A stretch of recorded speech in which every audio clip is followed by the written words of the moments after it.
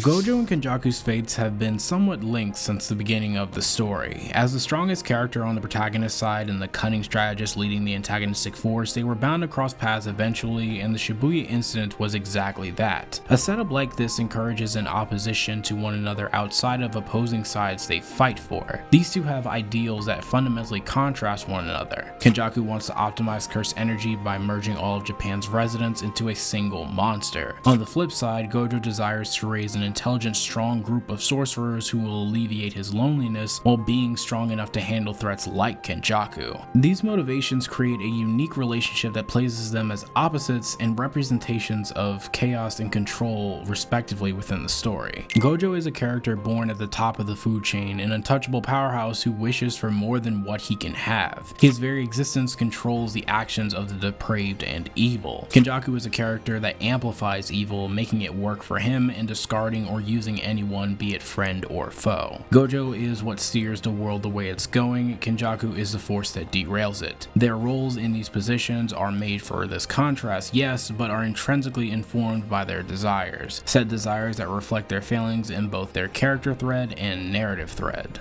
Despite using these terms outside of their technical definitions, they are important terms for the context of this video because they apply to basically every character you'll see in any form of media. Essentially what it means is, what does a character's end goal mean for the characters themselves, and what do those goals mean for the story? For Gojo, the character's reasoning is he won't be alone anymore. The greater narrative reasoning is that the world can be perfectly fine without Gojo. The idea behind a world operating fine without Gojo was an extremely questionable endeavor to begin with. After being sealed in Shibuya, the place became basically a no man's land because of Kenjaku, and this would spread on a larger, more controlled scale when he constructs the colonies for the Culling Games. As Gojo is trying to raise the super intelligent and strong group, there's a key point of potential that has to be applied to many of his students. Every one of Jujutsu High's students are around 15 to 18 years old. At the age of 17, Gojo had only mastered the neutral limitless in blue prior to his fight with Toji. Hikari and Yuta had developed their domain expansions by that point, with Yuji joining them soon after at the early age of 15. Maki had also become similar to Toji in his heyday, who is stronger than the Toji Gojo fought, and they would all go on to face a weakened Sukuna who could kill them all in a one-on-one fight. The potential they displayed was great, and you guys can debate in the comments if post-Toji, pre-Geto betrayal Gojo would win or lose to these guys in individual one-on-one fights. At the end of the day, these characters showed an immense amount of potential that allowed them to pull through against Sukuna together. They are highly smart, technical fighters if their plans didn't speak to that fact, but Gojo wouldn't live to see their full potential, and we wouldn't get to see it either. Whether, say, Yuta or Yuji eventually became Gojo-level sorcerers is completely unknown, but from a thematic perspective, the answer is probably no. Strength is what made Gojo lonely, and because the stars aligned to make him as strong as he was, it's difficult for anyone like him to reappear again, no matter how hard someone trains. Within Gojo's lifetime, the idea of a group of equals would have been possible if they were able to train to his level, but he failed that personal dream. The character thread was cut. Subsequently, the narrative thread was cut because Yuta needed to use Gojo's body to come in clutch in the latter half of the Sukuna fight. Gojo succeeds in making an intelligent group. Unfortunately, he doesn't get what he wants most until he dies. In death, he's able to find peace, and the way he sees himself as a teenager shows that this is when he was at his happiest. At his end, he couldn't produce a place where he wasn't lonely. However, the next generation he raised, when put together, could defeat a threat like Sukuna when he severely weakened, but the world still needed Gojo, or rather his body and his capabilities, to win. Ultimately, Gojo failed in his character thread because he never stopped being lonely for the rest of his life after Geto. His story thread was cut because the world still needed him to fight the greatest threat it had ever seen. Kenjaku's goal is an extremely imposing one because it lies beyond anyone else's intentions. It is this large-scale scheme befitting the final villain while being founded in his personal self-interest. Everything in the story points to self-interest being the greatest path to your desires after all. He stands in opposition to Gojo's ambitions because loneliness has never bothered him. Everyone is a tool to use, an obstacle or stepping stone towards his dream. Through all his conflicts and alliances, it has all been for this moment, the day he gets to see his dream become a reality. The issue comes from his narrative and character threads. He comes close to achieving his goal of the merger, but is snuffed out by Yuta at the very end. This serves the successor narrative of JJK and stops the disaster from occurring, proving that the future is in good hands. The ending of Kenjaku's Kenjaku's character thread is more controversial though. His lack of a reaction and immediate surrender of Tengen to consolidate power of the ultimate threat into Sukuna seems like a deep betrayal of the character. He sets all of this into motion only to fall into Sukuna's shadow at the end. But this isn't necessarily the case though. Kenjaku's plans have always ended in failure, being thwarted over and over again.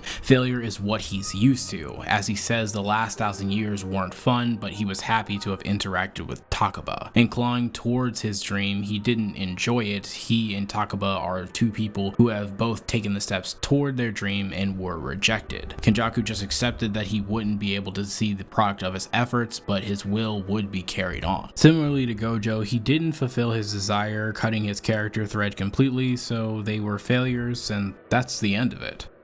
Despite their failings, they were still successful in that they are absolute control and absolute chaos. This relationship between these characters is what makes the power balance equal throughout the story. Gojo's strength and Kenjaku's mind are the most potent weapons in the series. Through his strength, Gojo controls the tides of the world, and Kenjaku's mind molds that world to his whims after Gojo's sealing. Without control, chaos reigns, and for the second half of the story, Kenjaku is in control until Gojo reappears to create chaos again. Kenjaku even uses Sukuna to continue the cycle of curses, extending his plans further. He is so driven by what he wants that nothing except for making that a reality means all that much to him, almost like a force of nature, as it were.